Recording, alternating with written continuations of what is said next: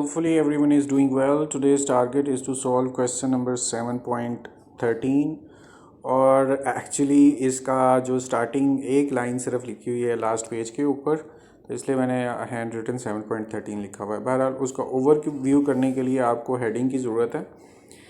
As usual we are solving 7.13 for cost of production report. Usually in last few days we are on this chapter, cost of production report, and secondly we will take an simple and brief overview before starting our question. I will suggest you, whenever you are solving your question in examination, please stay, please stop, please keep yourself calm for few seconds before starting your question. और वहाँ सिर्फ आप उस question को पूरी तरह से reading करें और सॉल्व मत करें डायरेक्ट, पूरी तरह से रीडिंग करें। थोड़ा टाइम लगाना है लेकिन reading is very important, where you will decide whether there are some things to be written in the question और समथिंग वुड बी एब्सेंट, और कुछ चीज़ें आपने अलग तरीके से लिखनी है। ये सब काम जो है आपको क्वेश्चन शुरू करने से पहले डिसाइड करना है। सो मे बी कि आप अगर क्वेश्चन स्टार्ट करें और बाद में आपको पता चले कि कुछ चीज़ें तो आपको लिखनी ही नहीं थी और आपने उनको लिख डाला, फिर उनको रेज करेंगे, मिटाएंगे, तो इससे बहुत बेहतर है कि पहले 10-15-20 सेकेंड्स आप वेस्ट कर लें क्वेश्चन रीडिंग करने के लिए। एक्चुअली तो इट्स नॉट टाइम वेस्टिंग, ये असल में टाइम आपका बचाएगा। ऐसे ही हम पहले ओवरव्यू कर रहे हैं। एक तो हमें जो बात समझ में आ रही है सबसे पहले, दैट इज़ नॉर्मल लॉस, और हम चूँकि कुछ क्वेश्चंस में इसकी डिस्कशन कर चुके हैं नॉर्मल लॉस की। और नॉर्मल लॉस के लिए आप लेफ़्ट वाले पेज के लोअर पोर्शन में cost charge to the department के अंदर जाते हैं और वहाँ ये फॉर्मूला आपको अब नज़र आ रहा होगा और आप यहाँ से पढ़ सकते हैं। ये लिखा हुआ है नॉर्मल लॉस, और नॉर्मल लॉस की एडजस्टमेंट इस फार्मूले के ज़रिए होती है और आप उसको करते हैं। तो आज भी हमने एक तो ये है कि नॉर्मल लॉस का फार्मूला हम लगाएंगे, और उसमें आपसे पहले जो डिस्कशन हुई, पहले जो क्वेश्चंस 10 थे उनमें से भी नॉर्मल लॉस था हमारे पास। अच्छा, ये एक चीज़ एक्स्ट्रा लिखी हुई है पुराने किसी क्वेश्चन की, वो मैं रेज़ कर देता हूँ, आप कंफ्यूज ना हो। नॉर्मल लॉस के अंदर आपको दो काम करने होते हैं। एक तो first, there should be normal loss unit. It's a very common sense thing कि नॉर्मल लॉस के यूनिट्स होंगे, क्वेश्चन में बताए होंगे, तो ही ये फार्मूला लगेगा। और second is very important, that you should have small R. Small R का मतलब क्या है? Per unit cost receive from previous department. अगर नॉर्मल लॉस के यूनिट हैं क्वेश्चन में, जो कि मैंने कहा कि कॉमन सेंस है, बहुत ज़रूरी है, नॉर्मल लॉस के यूनिट्स हैं, but it is first department, तो आपको अच्छी तरह से पता है कि फर्स्ट डिपार्टमेंट होगा तो वो कॉस्ट रिसीव नहीं करेगा। First department would not be able to cost receive from previous department, that means per unit cost receive from previous department would also be absent. Small R को बोलते हैं per unit cost receive from previous department, और ये question के अंदर नहीं होगा क्योंकि वो फर्स्ट डिपार्टमेंट है। फर्स्ट डिपार्टमेंट किसी भी डिपार्टमेंट, किसी पिछले डिपार्टमेंट से कुछ भी रिसीव नहीं करता।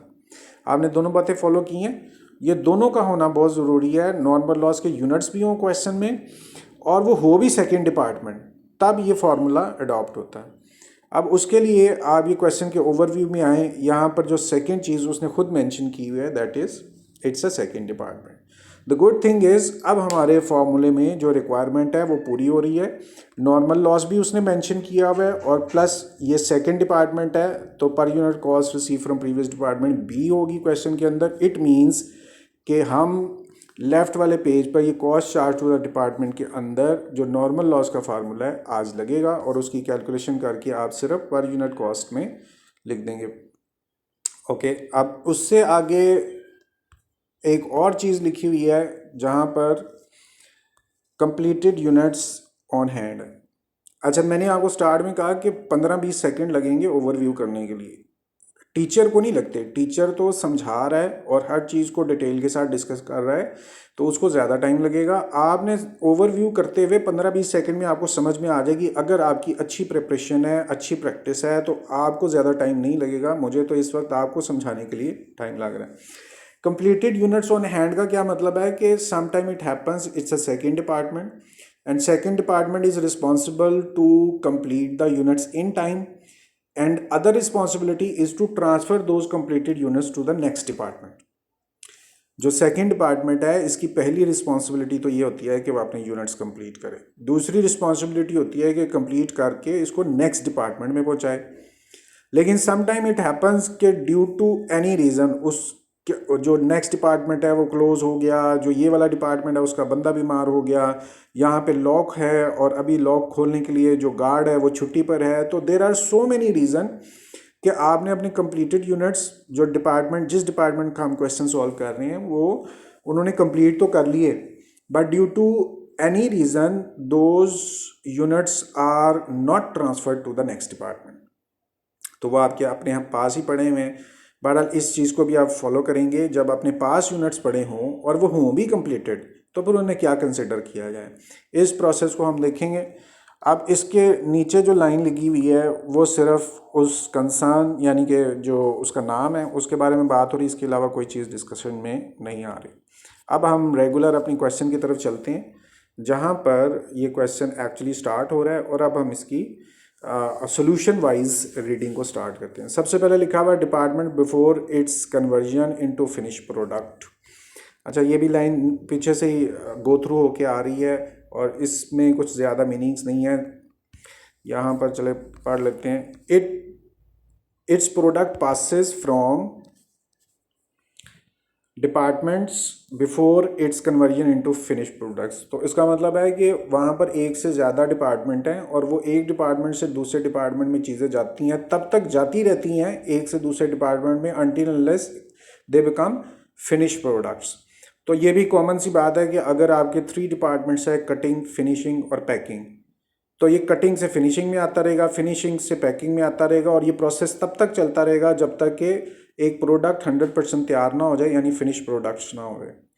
ओके, अब यहाँ से हमने स्टार्ट करना है जहाँ से हमारे काम की चीज़ें हैं। During the month of January department 2 receives 45,000 units from department 1। ये पहली चीज़ हमारे काम की आ गई है कि आप डिपार्टमेंट 2 कर रहे हैं और डिपार्टमेंट 1 से 45,000 यूनिट्स आपने रिसीव किए।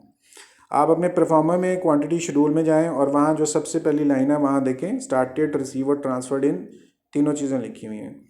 सिंस आप डिपार्टमेंट बी कर रहे हैं तो आप यूनिट स्टार्ट करेंगे, और जिन लोगों ने कहा कि हाँ करेंगे तो दे आर रॉन्ग और जिन्होंने कहा नहीं करेंगे तो दे आर राइट। उसका मतलब है कि डिपार्टमेंट बी जो है वो यूनिट रिसीव करता है, स्टार्ट नहीं करता। डिपार्टमेंट ए जो है, जो फर्स्ट डिपार्टमेंट है, वो यूनिट को स्टार्ट करता है। अब यहाँ पर हमने रिसीव करने हैं या ट्रांसफर्ड इन होने हैं, और उसी की बात उसने यहाँ की कि 45,000 जो हैं वो आप रिसीव कर रहे हैं, स्टार्ट नहीं कर रहे। 45,000 से लेफ्ट साइड पे लिखा हुआ रिसीव, उसी को आप यहाँ मेंशन करें कि टोटल यूनिट्स जो आप रिसीव कर रहे हैं 2,45,000। ऑलराइट, अब इससे नेक्स्ट जो इन्फॉर्मेशन मिल रही है अगली लाइन में चलते हैं। एंड आफ्टर परफॉर्मिंग इट्स, यहाँ से पढ़ें, after performing its part of manufacturing operation transfers, यानी ट्रांसफ़र कब होती है कोई चीज़, जब वो कंप्लीट हो जाती है। ट्रांसफ़र कोई चीज़ कब होती है, जब वो कंप्लीट हो जाती है। यहाँ पे लिखा हुआ है ये ट्रांसफर्स है, तो 40,000 यूनिट्स आर ट्रांसफर्ड आउट, यानी कि ये कंप्लीट हो गए हैं। यहाँ आए और यहाँ पर देखें ट्रांसफर्ड आउट भी लिखा हुआ है, और 45 में से 40,000 यूनिट्स जो हैं वो कंप्लीट हो गए हैं। ऑलराइट, अब इसके बाद आप नेक्स्ट चलें। नेक्स्ट वो बात कर रहा है कि हाउ एवर, यहाँ से देखें, हाउ एवर 2,000 यूनिट्स दो complete in department 2 are not yet transferred out. यही एक लाइन है जो डिफरेंट है, वो ट्रांसफर्ड आउट नहीं हुई। आप पहले इस लाइन को गौर से अपने दिमाग में डालें और दोबारा पढ़ें। हाउ एवर 2,000 यूनिट्स दो कंप्लीटेड, यानी कि वो कंप्लीट तो हैं डिपार्टमेंट 2 के अंदर, लेकिन आर नॉट येट ट्रांसफर्ड, उनको अभी तक ट्रांसफ़र नहीं किया हुआ। ये एक लाइन डिफरेंट है। अब आप सोचें कि इसका क्या करना है। 2,000 यूनिट्स जो हैं वो कंप्लीटेड तो हैं, लेकिन अभी तक उनको आपने नेक्स्ट डिपार्टमेंट में ट्रांसफ़र नहीं किया। ऑलराइट, अब आपको ये बात तो समझ आ रही है ना कि वो 2,000 यूनिट्स वर कंप्लीटेड, ये तो पहले से तय था वो कंप्लीट हो गए हुए हैं, लेकिन मैंने जैसे कहा कि गार्ड बीमार है, कीज़ नहीं है, और जहाँ स्टोर में रखना है वहाँ जगह आज की नहीं है, तो ड्यू टू एनी रीज़न वो कंप्लीटेड यूनिट्स अभी अपने पास हैं।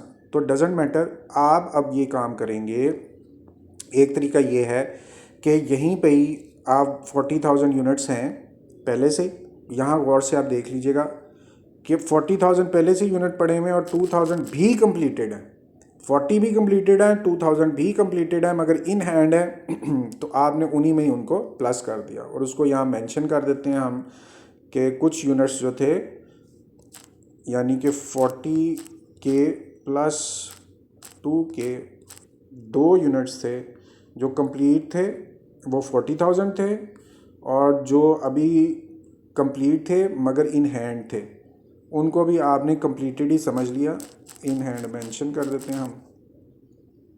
लें जी, इस तरह से आपकी ये एक्सप्लेनेशन भी पूरी हुई।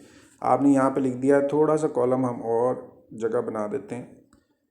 ऑलराइट, अब यहाँ पर आपके पहले जो यूनिट्स थे वो 40,000 थे जो कंप्लीटेड थे, और 2,000 कंप्लीट है मगर स्टिल इन हैंड है, तो आपने उनको यहाँ प्लस करके लिख दिया। अब हम नेक्स्ट चलते हैं, वहाँ पर जो अगली बात कर रहा है, whereas 2,000 units are in process. जो अभी 2,000 यूनिट्स की और बात कर रहा है वो इन प्रोसेस हैं। क्वांटिटी शेड्यूल में जाएं और वहाँ देखेंगे तीसरी लाइन में यूनिट इन प्रोसेस लिखा हुआ है, मेंशन कर दें कि वहाँ पर 2,000 यूनिट्स जो हैं वो इन प्रोसेस है।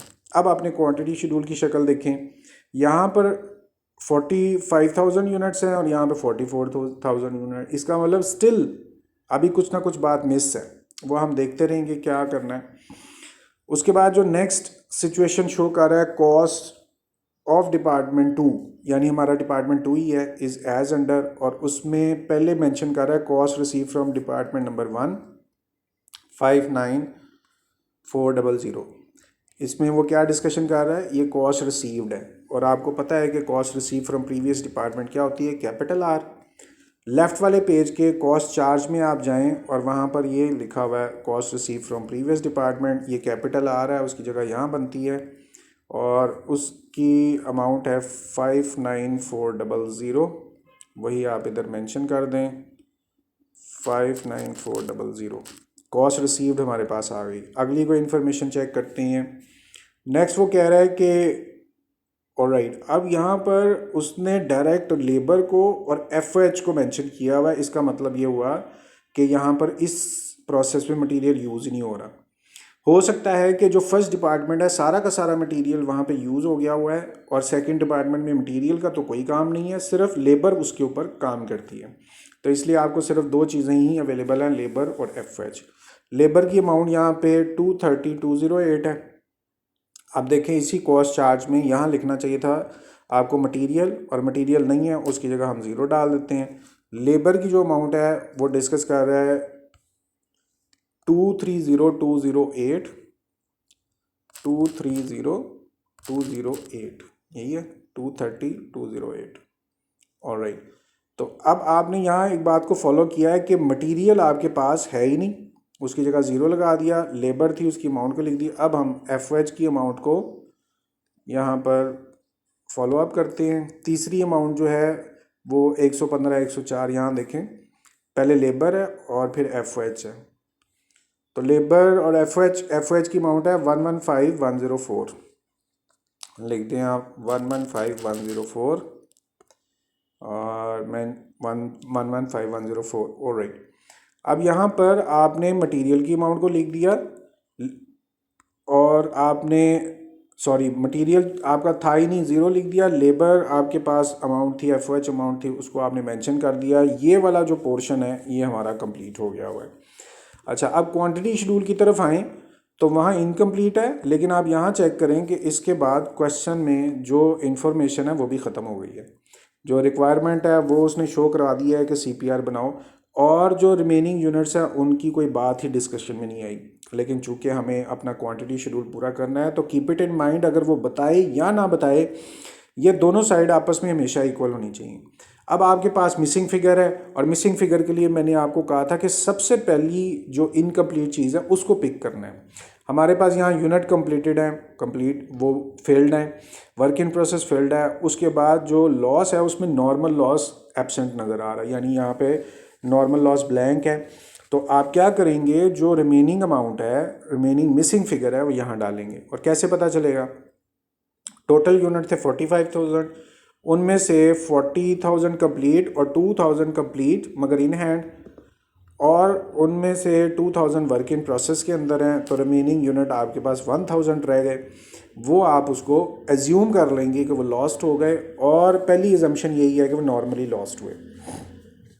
अच्छा, एक बात आप फॉलो करें, अगर फ़र्ज़ करें कि आपके क्वेश्चन में कंप्लीटेड भी थे, आपके क्वेश्चन में वर्क इन प्रोसेस भी थे, नॉर्मल लॉस भी था, और इसके बावजूद भी क्वेश्चन के अंदर अभी बैलेंस नहीं हो रहा, तो तब आपने नॉर्मल लॉस में वो यूनिट्स लगाने हैं। चूँकि आप बैलेंस हो गया है, दोनों साइड इक्वल हो गई हैं, इसका मतलब है कि हमारा क्वांटिटी शेड्यूल यहाँ पर इक्वल है, पूरा है, तो ये कंप्लीट है।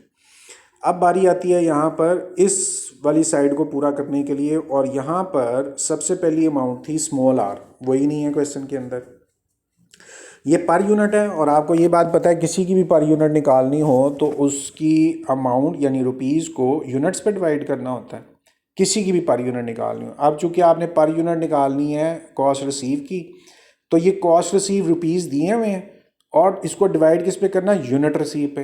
कॉस्ट रिसीव ऊपर और यूनिट रिसीव नीचे, और यूनिट रिसीव कहाँ है, क्वांटिटी शेड्यूल में यहाँ जाएँ, सबसे पहले यूनिट रिसीव लिखे हुए हैं 45,000।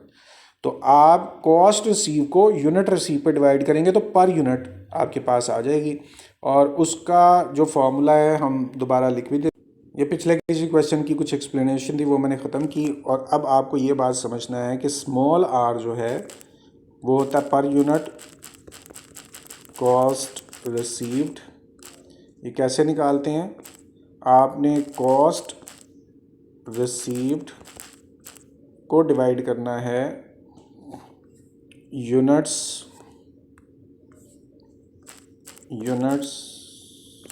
रिसीव्ड के ऊपर।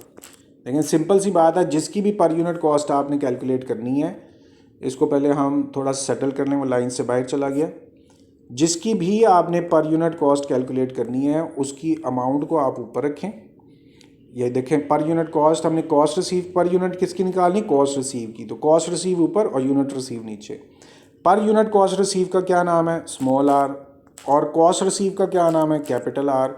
और फिर आपने सिंपली इसको डिवाइड किस पे करना है, यूनिट्स रिसीव के ऊपर। यूँ आपका फार्मूला कंप्लीट हो जाएगा, small R is equal to capital R over unit received. अब स्मॉल आर ही आप कैलकुलेट कर रहे हैं, इज इक्वल टू लगाएं, और साथ में कैपिटल आर की अमाउंट वो ढूंढें। और कैपिटल आर लेफ़्ट पेज पे कॉस्ट चार्ज का सबसे पहली लाइन ही कॉस्ट रिसीव होती है, ये देखेंगे कॉस्ट रिसीव्ड है, और उसकी अमाउंट 59400 आपने लिखनी है यहाँ। तो फॉर्मूले में आएँ और पहले आप मेंशन कर दें 59400, आगे डिवाइड करना है किस पर, जो यूनिट रिसीव है। क्वांटिटी शेड्यूल में सबसे ऊपर देखें यूनिट रिसीव लिखे हुए हैं और वो 45,000 है, आप भी यहाँ मेंशन कर दें 45,000। इस तरह से आपका ये फार्मूला कंप्लीट हुआ। स्टेटमेंटल वाइज कैपिटल आर ऊपर, यूनिट रिसीव नीचे, उसी तरह से आपने यहाँ लिखा। अब इसको मैथमेटिकली भी कैलकुलेट कर लें, यानी 59400 और डिवाइड करना है 45,000 पे। और अच्छा, अब मैं अगर ये चाहूँ कि इन सारी कैलकुलेशंस को मैं एक ही दफ़ा कर लूँ, मैंने पहले यहाँ फार्मूला लिखा, फिर उसकी एब्रीवेशन लिखी, फिर उसकी अमाउंट लिखी, फिर उसका आंसर निकाला, तो मैं चाहूँ तो मैं डायरेक्ट भी निकाल सकता हूँ। लेकिन जो काम आपने कॉपी पे करना है, एग्जामिनेशन में करना है, मैं एक्चुअली उसको फॉलो करवा रहा हूँ कि उसमें कोई चीज़ आपकी कम ना रहे।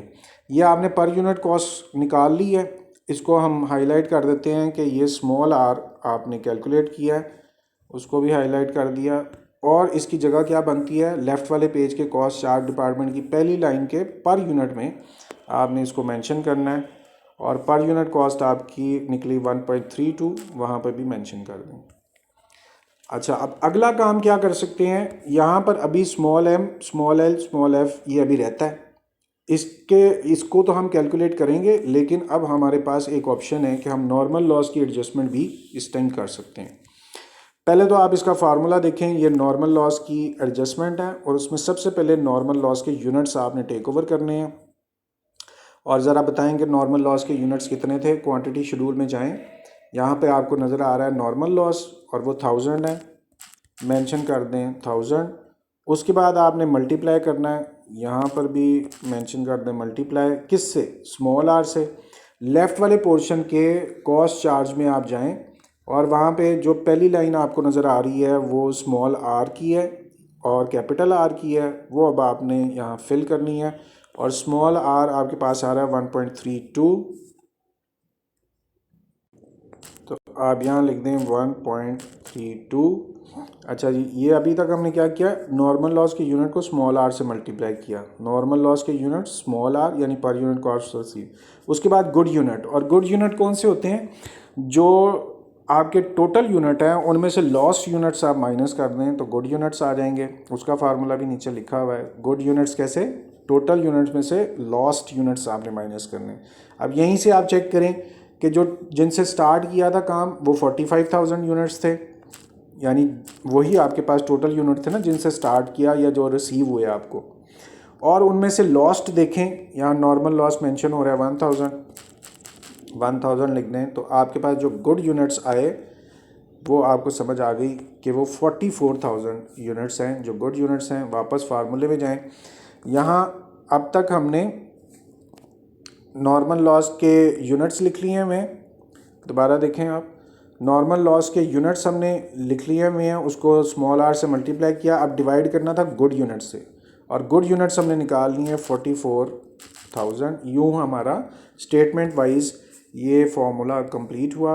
अब इसकी हम मैथमेटिकल कैलकुलेशन भी कर लेते हैं। तो हमने क्या करना है, जहाँ पर ये ब्लू स्केयर है उसके लेफ़्ट साइड पे देखें जो अमाउंट्स लिखी हैं उनको ही हम लिखने लगे हैं। 1000 मल्टीप्लाई बाय 1.32, ब्रैकेट्स हैं, साथ में आप ब्रैकेट मेंशन कर लें, और इसको डिवाइड किस पे करना है, 44,000 पर। यूँ आपका ये पर यूनिट कॉस्ट की कैलकुलेशन कंप्लीट हुई। ऑलराइट, और ये बात आपको पता है कि जो नॉर्मल लॉस की एडजस्टमेंट का आंसर होता है वो क्वेश्चन में दिया होता है। पहले हम ये चेक कर लें कि एडजस्टमेंट ऑफ नॉर्मल लॉस, हमने कहा कि लेफ़्ट वाले पेज पे कॉस्ट चार्ज का डिपार्टमेंट है और वहाँ पर नॉर्मल लॉस की एडजस्टमेंट और लिखी हुई कैसे नॉर्मल लॉस कैलकुलेट किया। आंसर है 0.03, क्वेश्चन में चेक करते हैं। अच्छा जी, अब नीचे आप चेक करें, यहाँ पर आपको adjustment of normal loss units दिया हुआ है जो कि 0.03 अब आपको नज़र आ गया होगा। एडजस्टमेंट ऑफ लॉस यूनिट 0.03 और हमारा आंसर 0.03 आया हुआ है। इसका मतलब ये हुआ कि हमारा ये वाला जितना कंप्लीट हो सकता था अब हमने कंप्लीट कर दिया। अब मसला ये रह गया कि यहाँ पर स्मॉल MLF लिखना है, लेकिन उसके लिए आपको जैसे पहले से पता है कि राइट वाले पेज के जो लोअर 2 पोर्शंस हैं, ये राइट वाला पेज है, इसके लोअर 2 पोर्शंस हैं इक्विवेलेंट शेड्यूल और पर यूनिट कॉस्ट, ये कोहेरेंट एक दूसरे से, ये सॉल्व होंगे तो ही आप अमाउंट इधर स्मॉल MLF इधर लिख सकते हैं। तो इसलिए आप पहले इनको कंप्लीट करेंगे। ये हमारे पास इक्विवेलेंट शेड्यूल है जिसका मतलब होता है नंबर ऑफ़ यूनिट्स कंप्लीटेड। अब यहाँ पर जहाँ ब्लू स्केयर है इस रेड लाइन को फॉलो करना है और ब्लू स्केयर में उसकी अमाउंट्स लिखनी है। सबसे पहले लिखा हुआ है 100%, ऊपर रेड लाइन है उसको पढ़ते जाइएगा। 100% कंप्लीटेड क्वांटिटी शेड्यूल में जाएं और वहाँ पर सेकंड लाइन में देखिए यूनिट्स कंप्लीटेड लिखे हैं 42,000, उनमें 40 कंप्लीट है, 2 भी कंप्लीट है मगर इन हैंड है। बहरहाल आपने 42,000 ही मेंशन करना है। रेड लाइन पे ऊपर चेक करें, 42,000 हमने कंप्लीटेड लिख दिया, उसके आगे प्लस है, ब्रैकेट स्टार्ट है और ब्रैकेट से आगे वर्क इन प्रोसेस है। क्वांटिटी शेड्यूल में देखें, यहाँ तीसरी लाइन में वर्क इन प्रोसेस लिखा हुआ है 2000, मेंशन करें 2000। अब रेड लाइन में देखिए मल्टीप्लाई करना है किसके साथ, परसेंटेज कंप्लीशन के साथ। क्वेश्चन में वापस जाएं और परसेंटेज कंप्लीशन आपको जहाँ दी हुई है वहाँ पे आप गौर करें तो आपके पास है 4/5 कन्वर्टेड। और कन्वर्टेड किसे बोलते हैं ये भी डिस्कशन में आ चुकी बात, CGS में भी हमने किया था, लेबर और FOH, उसको कन्वर्टेड आप बोलते हैं। अब चूंकि आपको मटेरियल की परसेंटेज नहीं दी हुई और उसका दूसरा मतलब है कि मटेरियल है ही नहीं क्वेश्चन के अंदर, तो आप चाहें तो इस पूरी कैलकुलेशन को ना लिखें क्योंकि है नहीं, और इसकी जगह बस 0 लगा दें क्योंकि इक्विवेलेंट है नहीं क्वेश्चन में, उसने सिर्फ कन्वर्टेड की ऑप्शन दी हुई है। और चूंकि आप इधर से भी एक्सपीरियंस कर चुके हैं मटेरियल 0 है तो उसका इक्विवेलेंट निकालने का फ़ायदा ही कुछ नहीं होगा क्योंकि 0 को जिस पे मर्जी डिवाइड करें वो 0 ही आएगा। अब आपने इसको कंप्लीट करना है, इक्विवेलेंट ऑफ लेबर यानी number of units of labour. जहाँ ब्लू स्केयर है वहाँ ऊपर रेड लाइन को फॉलो करें, पहले लिखना है 100% कंप्लीटेड यूनिट्स। क्वांटिटी शेड्यूल में जाएं और दूसरी लाइन पढ़ें, कंप्लीटेड लिखा हुआ है 42,000, जिनमें 40,000 कंप्लीटेड है और 2,000 भी कंप्लीटेड है मगर इन हैंड है। वापस रेड लाइन में जाएं, जहाँ ब्लू स्केयर है उसके ऊपर रेड लाइन, आगे प्लस करना है, फिर आगे ब्रैकेट ओपन करनी है, फिर आगे वर्क इन प्रोसेस लिखना है। क्वांटिटी शेड्यूल में तीसरी लाइन में देखें वर्क इन प्रोसेस नज़र आ रहा है, वो 2,000 है, मेंशन यहाँ करें 2,000। अब रेड लाइन को पढ़ें, वर्क इन प्रोसेस से आगे आपने मल्टीप्लाई करना है, कर दें किस से, परसेंटेज कंप्लीशन से, और वो आपके पास यहाँ पर मेंशन है 4/5। 4/5 को कैलकुलेटर पे आप करें तो 0.8 आता है, उसी 0.8 को 4/5 कैलकुलेटर पे करें 0.8 आता है, वही 0.8 आपने यहाँ मेंशन कर दिया। अच्छा, आपको 4/5 करना था, ये मैं आपको करके भी दिखा देता हूँ। 4/5, तो यूँ आपके पास 0.8 आया हुआ है, वही 0.8 आपने यहाँ पर मेंशन कर दिया। यहाँ चेक करें, ये जो 0.8 आया ये 4/5 का आंसर है, जो परसेंटेज कंप्लीशन थी। हमने इक्विवेलेंट ऑफ लेबर भी कर लिया। अब इक्विवेलेंट एफएच करना है, जहाँ ब्लू स्केयर है उसकी रेड लाइन को फॉलो कीजिएगा, ब्लू स्केयर नीचे आया और अब आप देखें जो ऊपर रेड लाइन लिखी हुई है 100% कंप्लीटेड यूनिट, क्वांटिटी शेड्यूल में जाएं, उसकी सेकंड लाइन में देखें यूनिट्स कंप्लीटेड लिखे हुए हैं 42,000, आप भी यहाँ मेंशन कर दें 42,000, जिनमें 40,000 100% कंप्लीटेड है, 2,000 भी कंप्लीटेड है मगर इन हैंड है तो कंप्लीटेड। और उसके बाद आपने जहाँ ब्लू स्केयर है उसके ऊपर रेड लाइन चेक करें, आगे प्लस है, फिर वर्क इन प्रोसेस मेंशन करना है। क्वांटिटी शेड्यूल की तीसरी लाइन में देखें वर्क इन प्रोसेस है और वो 2,000 है, आप भी यहाँ लिख दें 2,000, वर्क इन प्रोसेस है 2,000। और फिर आपने इसको वर्क इन प्रोसेस को मल्टीप्लाई करना है किसके साथ, परसेंटेज कंप्लीशन के साथ, वो ऊपर रेड लाइन में देखें। और परसेंटेज कंप्लीशन आपको जैसे मैंने मेंशन किया कि कन्वर्टेड लिखा हुआ है, तो लेबर की भी वही परसेंटेज है और एफओएच की भी वही परसेंटेज है, यानी कि 4/5 कैलकुलेटर पे करेंगे तो 0.8 और वही 0.8 आप यहाँ पर मेंशन कर दें। इस तरह से आपका इक्विवेलेंट वाला पार्ट कंप्लीट हुआ। यहाँ से आप चेक करें तीनों इक्विवेलेंट्स हमारे फाइनल हो गए। ये ज़ीरो इसलिए है कि मटेरियल अवेलेबल नहीं है, और यहाँ पर आपने लेबर का इक्विवेलेंट और एफओएच का इक्विवेलेंट निकाल लिया। दोनों एक जैसे हैं, क्यों, दोनों की परसेंटेज कंप्लीशन सेम थी। ओके, जैसे ही आपका राइट पेज का ये इक्विवेलेंट शेड्यूल कंप्लीट हुआ, उसके बाद नेक्स्ट स्टेप होता है पर यूनिट कॉस्ट को कैलकुलेट करने का, और उसमें सबसे पहले पर unit cost of material calculate करनी है। और चूंकि आपको पता है क्वेश्चन में कैपिटल एम ही नहीं है, तो अब आपको उसे कैलकुलेट करने की ज़रूरत नहीं है, आप ज़ीरो डाल दें क्योंकि वो एब्सेंट है क्वेश्चन में। दूसरी, आपने पर यूनिट कॉस्ट ऑफ लेबर को कैलकुलेट करना है और उसके लिए आपको लेबर की टोटल अमाउंट चाहिए। लेफ़्ट वाले पेज पे जाएं, यहाँ देखें आपको मटेरियल, लेबर और एफएच मिल रहा है, और लेबर की अमाउंट जो है वो हमने पहले लिखी हुई है 230,208। आगे आपने इसको यहाँ डिवाइड करना है, उधर आप भी डिवाइड कर दें, और किस पे करना है, इक्विवेलेंट पे डिवाइड करना है। जहाँ पर यूनिट कैलकुलेट कर रहे हैं उससे ऊपर 3 रेड लाइंस हैं। सेकंड रेड लाइन में देखें इक्विवेलेंट ऑफ लेबर आपने कैलकुलेट किया हुआ है और वह है 43600। इस तरह से पर unit cost of labour calculate हो गई। अब नेक्स्ट आपने कैलकुलेट करना है per unit cost of FOH. उसके लिए आपको क्या चाहिए, सबसे पहले एफ यानी टोटल कॉस्ट ऑफ एफओएच, और वो लेफ्ट पेज पे कॉस्ट चार्ज में आप चेक करें, यहाँ मटेरियल लेबर एफओएच दिया हुआ है, तीसरी लाइन में एफओएच है और उसकी अमाउंट मेंशन है 115, 104, और फिर आपने उसको डिवाइड करना है। यहाँ पे मेंशन करें डिवाइड किस पे, इक्विवेलेंट पे। जहाँ पे आप ये पर यूनिट कॉस्ट कैलकुलेट कर रहे हैं उसके ऊपर 3 रेड लाइंस आपको नज़र आ रही हैं, और इक्विवेलेंट ऑफ एफओएच आपने पहले से कैलकुलेट किया 43600। तो यूँ आपने तीनों पर यूनिट कॉस्ट की स्टेटमेंटल फॉर्म में उनकी स्टेटमेंट कंप्लीट कर ली। अब आप इनकी मैथमेटिकल कैलकुलेशन करें, और चूँकि पहला मटेरियल की अमाउंट नहीं है वो ज़ीरो है, तो इसका जवाब ज़ीरो ही लिख दिया। अब आपका जहाँ ब्लू स्केयर है उसके लेफ़्ट साइड पे आप अमाउंट्स देखें, वो लेबर की पर यूनिट कॉस्ट निकालने के लिए 230 230,208 और डिवाइड करना है 43,600 पे। ऑड सी अमाउंट है, अगर वो रूटीन की अमाउंट हो तो थोड़ा इजी रहता है। ये आपकी पर यूनिट कॉस्ट ऑफ लेबर आ गई।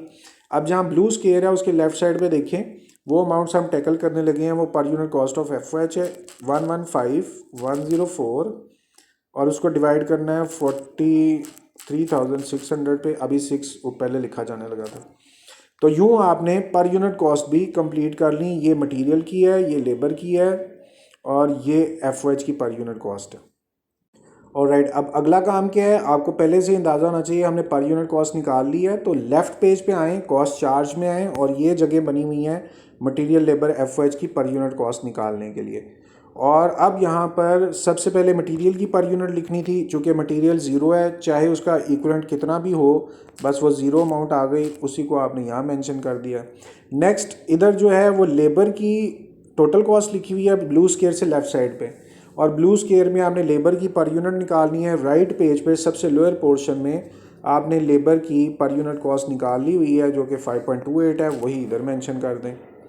अब जहाँ ब्लू स्केयर है लेफ़्ट साइड पे FOH की टोटल कॉस्ट है, और जहाँ ब्लू स्केयर है वहाँ FOH की पर यूनिट कॉस्ट लिखनी है। राइट वाले पेज पे लोअर पोर्शन में आपने पर यूनिट कॉस्ट सबसे नीचे लाइन में FOH की निकाली हुई है, उसको पिक करें और वो भी लिख दें। ले जी, यूँ हमारा ये वाली जो साइड है लेफ़्ट पेज की cost charge to the department, उसकी टोटल अमाउंट भी पूरी हो गई हुई है और उसकी पर यूनिट भी पूरी हो गई है। और आपको ये पता है कि इस पर यूनिट का आंसर बुक में दिया होता है। अब हम ये चेक करते हैं कि टोटल पर यूनिट का आंसर मैच हो रहा है या नहीं।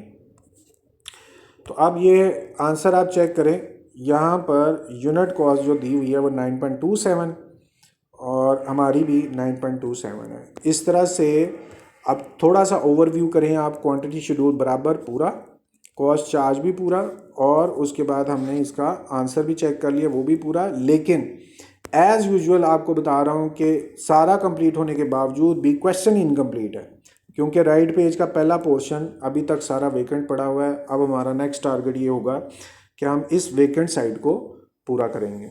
सबसे पहली कैलकुलेशन करते हैं और उसमें क्या करना है, आपको कंप्लीटेड यूनिट्स लेने हैं। तो आप क्वांटिटी शेड्यूल में जाएं, उसकी दूसरी लाइन में देखें कंप्लीटेड लिखे हुए हैं 42,000। आप भी यहाँ मेंशन कर दें 42,000 जिसमें 40 कंप्लीट है और 2,000 भी कंप्लीट है लेकिन इन हैंड है। आगे स्मॉल टी है, आगे मल्टीप्लाई करना है, आप भी यहाँ मेंशन कर दें मल्टीप्लाई, और किससे, स्मॉल टी से, जो पर यूनिट का टोटल होता है। तो लेफ़्ट साइड पे कॉस्ट चार्ज में आए, लेफ़्ट साइड पे कॉस्ट चार्ज में आए और उसके पर यूनिट का टोटल यहाँ पर देखें। अभी हमने आंसर भी चेक किया 9.27, वही टोटल आपने इधर मेंशन करना है 9.27। अब नेक्स्ट लाइन में आप आएँ, ये हम cost to be accounted for कर रहे हैं। अगले में वर्क इन प्रोसेस लिखना है। वर्क इन प्रोसेस के लिए क्वांटिटी शेड्यूल में जाएं, तीसरी लाइन में देखेंगे वर्क इन प्रोसेस है और वो 2,000 है, मेंशन कर दें। फिर आपने क्या करना है, मल्टीप्लाई, तो यहाँ मल्टीप्लाई है, bracket open, small R. Left वाले पेज पे क्वांटिटी शेड्यूल के नीचे कॉस्ट चार्ज है और उसमें पहली जो पर यूनिट होती है वो स्मॉल आर होती है, आप भी मेंशन कर दें 1.32 है। उससे आगे आपने प्लस करना है, इधर मेंशन करें प्लस और फिर आपने normal loss cost charge to the department के अंदर ही यहाँ पर देखें ये नॉर्मल लॉस को आपने कैलकुलेट किया हुआ है। एडजस्टमेंट, इसका आंसर भी चेक किया था 0.03, और आप यहाँ पर लिख दें 0.03। यूँ आपकी ये वाली लाइन भी स्टेटमेंटल फॉर्म में कंप्लीट हुई। अब cost to be counted for की मटेरियल वाली लाइन में आप जा रहे हैं, सबसे पहले लिखा हुआ है work in process. Quantity schedule की तीसरी लाइन में आप जाएं, ये देखें वर्क इन प्रोसेस है और वो 2,000 है, मेंशन करें 2,000। उसके बाद आपने यहाँ मल्टीप्लाई करना है, मल्टीप्लाई मेंशन करें स्मॉल एम। कॉस्ट चार्ज के अंदर यहाँ पे देखें तीन चीज़ें लिखी हुई, मटीरियल लेबर FOH, पहले कॉलम में टोटल और दूसरे कॉलम में पर यूनिट। चूँकि मटीरियल है ही नहीं तो उसकी ज़ीरो है। आप यहाँ पर चाहे तो कुछ भी ना लिखें, चाहे तो बस ज़ीरो मेंशन करके ख़त्म कर दें। टू बी काउंटेड फॉर में अब हमने लेबर की एंट्री को कंप्लीट करना है स्टेटमेंट वाइज। सबसे पहले वर्क इन प्रोसेस है, क्वांटिटी शेड्यूल में तीसरी लाइन में देखें वर्क इन प्रोसेस लिखा हुआ है 2,000, आप 2,000 मेंशन करें और उसके बाद मल्टीप्लाई करना है। यहाँ मेंशन कर दें मल्टीप्लाई किससे, स्मॉल एल यानी पर unit cost of labour. Quantity schedule के नीचे कॉस्ट चार्ज है और कॉस्ट चार्ज में मटेरियल लेबर एफ है, पहले कॉलम में टोटल, दूसरे कॉलम में पर यूनिट थी लेबर की, यही हमें चाहिए 5.28। और राइट उसके आगे मल्टीप्लाई है, आप यहाँ पर भी मेंशन करें मल्टीप्लाई परसेंटेज कंप्लीशन।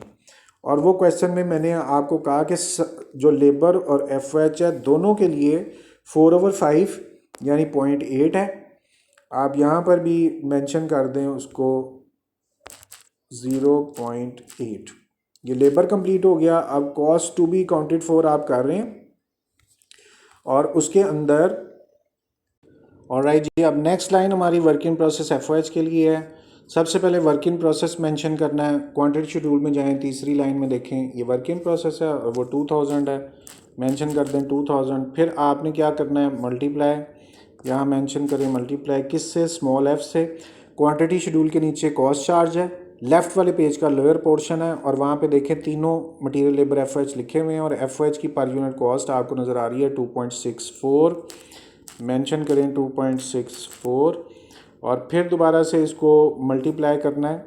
यहाँ पर मेंशन करें मल्टीप्लाई किससे, परसेंटेज कंप्लीशन से। और क्वेश्चन में जैसे मैं आपको बार बार मेंशन करता हूँ 4/5 कन्वर्टेड यानी लेबर और एफ दोनों के लिए 4/5 का मतलब 4/4 का मतलब 0.8 है और आप यहाँ पर 0.8 मेंशन कर दें। इस तरह से आपकी स्टेटमेंटल वाइज कॉस्ट चार्ज राइट वाले पेज का ऊपर वाला पोर्शन स्टेटमेंट वाइज कंप्लीट हो गया। अब आपने इसकी कैलकुलेशंस यहाँ पर लिखनी है। पेपर में कॉपी में भी आपने ऐसे ही करना है, पहले इंग्लिश में स्टेटमेंट, फिर मैथमेटिकल स्टेटमेंट और फिर कैलकुलेटेड स्टेटमेंट आपने लिखनी है कैलकुलेटेड फॉर्म में। अच्छा जी, अब यहाँ पे जहाँ ब्लू स्केयर है उसके लेफ़्ट साइड पे जो चीज़ आपको नज़र आ रही है वही आपने कैलकुलेटर पे लिखनी है 42,000 और डिवाइड करना है 9.27 पर। यूँ आपकी पहली कैलकुलेशन आ गई। अब यहाँ डेसिमल आ रहे हैं, बहरहाल कोई बात नहीं।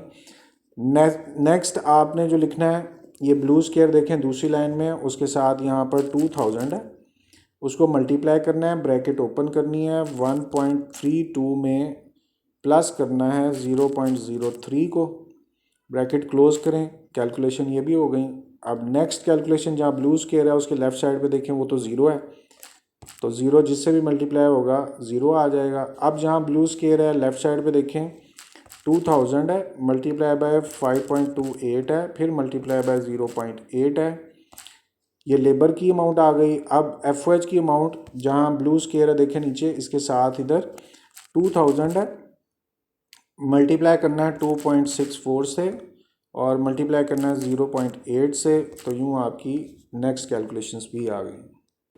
ओके गाइस, ये पहली जो स्टेटमेंट आपने लिखी उसके अंदर ये हम फॉलो कर रहे हैं। यहाँ की पहली लाइन 42,000 मल्टीप्लाई बाय 927, यहाँ पर टाइपोग्राफिकली मल्टीप्लाई की बजाय डिवाइड लिखा हुआ है, यहाँ मल्टीप्लाई कर देते हैं।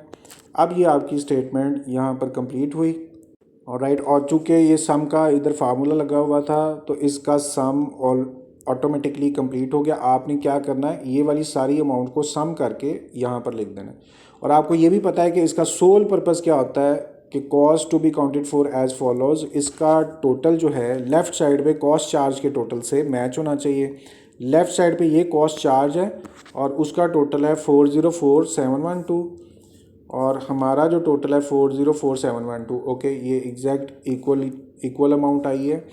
अब आपने इस क्वेश्चन को ख़त्म कर लिया है, लेकिन ओवरव्यू इज़ वेरी इंपॉर्टेंट कि आप चेक कर लें अच्छी तरह से। क्वांटिटी शेड्यूल आपका पूरा है, दोनों अमाउंट्स इक्वल हैं, cost charge to the department आपका पूरा है। आपने इसके अंदर दो आंसर निकाले, एक पर यूनिट ये भी चेक कर लिया हुआ है, ये एडजस्टमेंट और नॉर्मल लॉस है।